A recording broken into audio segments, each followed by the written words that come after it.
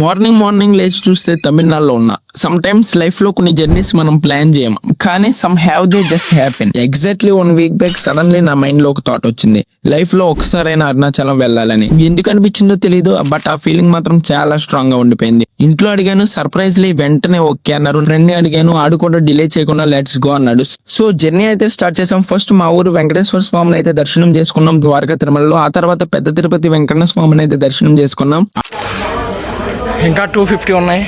ఆ బ్లెస్సింగ్స్ తో next destination Arunachalam కి రీచ్ అయ్యాక టెంపుల్ దగ్గర ఉన్న గోపురం దగ్గరికి వస్తుండే ఏదో తెలియని పాజిటివ్ ఎనర్జీ ఫీల్ అయ్యాము. ఆనెస్ట్లీ చెప్పాలంటే ఎంత చిన్న ఏజ్ లో నేను అరుణాచలం వస్తానని ఎప్పుడూ అనుకోలేదు. మేబీ అది నా శివుడు పిలిచిన పిలుపు కావచ్చు. ఎందుకంటే అందరికీ తెలిసిన మాట ఒకటి ఉంది, అరుణాచల ప్రవేశము అంత తేలికైన విషయం కాదు.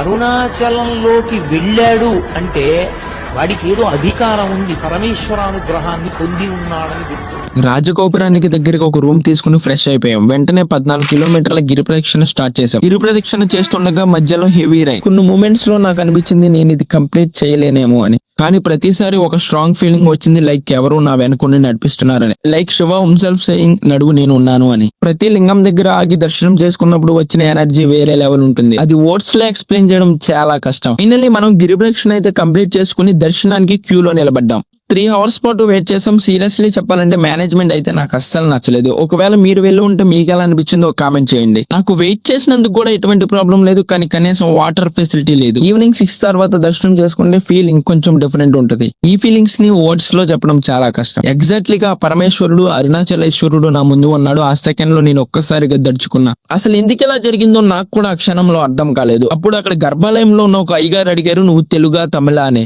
ఆ మూమెంట్ లో నేను సైలెంట్ గా ఆగిపోయా. తర్వాత ఆయన మాట అర్థమైంది. నేను అరుణాచలం నుంచి రిటర్న్ వచ్చేసాక మా పెద్దనాన్న గారికి చెప్పాను. ఆయన ఒక మాట చెప్పారు, ఆ పరమేశ్వరుడు నీతో ఏమన్నా చెప్పాలనుకుంటున్నాడేమో అని. ఆ మాట విన్నాక ఆ మాట ఎంత నిజమో అబద్ధమో తెలియదు, కానీ సమ్ టైమ్స్ మనం దేవుణ్ణి పిలుస్తున్నాం అనుకుంటాం, కానీ కొన్నిసార్లు మనల్ని కూడా దేవుడు పిలుస్తాడు. మేబీ ఆ రోజు అరుణాచలంకి నన్ను పిలిచింది ఆ పరమేశ్వరుడేమో.